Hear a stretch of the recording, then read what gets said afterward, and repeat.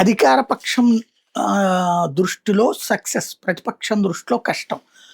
భారతదేశం మొత్తం మీద అప్పుల పాలవుతున్నటువంటి రైతుల్లో ఆంధ్రాలో రెండో స్థానంలో ఉంది. ఆంధ్ర 3.75 లక్షల కోట్ల రూపాయల రుణాలు తీసుకున్న రైతులు. పంట రుణాలు 2 లక్షల కోట్లు దాటినాయి అంటూ కేంద్ర ప్రభుత్వం పార్లమెంట్లో చెప్పినటువంటి అంశాన్ని ప్రస్తావించారు.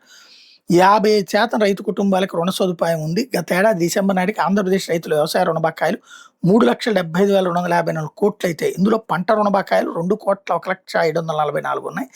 వ్యవసాయ టర్మ్ రుణాలు 1,73,510 రూపాయలు 10 కోట్ల రూపాయలు ఉన్నాయి అన్నటువంటిది డిసెంబర్ నాటికి దేశవ్యాప్తంగా ఉన్నటువంటి లెక్క. అంటే అప్పటితో పోల్చుకుంటే ఇప్పుడు దాన్ని ఏ కోణంలో వీళ్ళు ఏం చెప్తున్నారు, రైతులు అప్పులు పాలవుతున్నారు అన్నది వైసీపీ వాళ్ళు సాక్షిలో రాసుకొచ్చినట్లు వార్త రైతన్నపై రుణభారం పాచిమంటూ అలాగే మిగతా వాటిలో కూడా రాసుకొస్తున్నారు. కానీ అంతమంది రైతులకి బ్యాంకు రుణాలు ఇప్పించింది ఇది ప్రభుత్వపు ఘనత. దాన్ని ఎట్లా నెగిటివ్ చేస్తూ ఉంటున్నారు తెలుగుదేశం వాళ్ళు.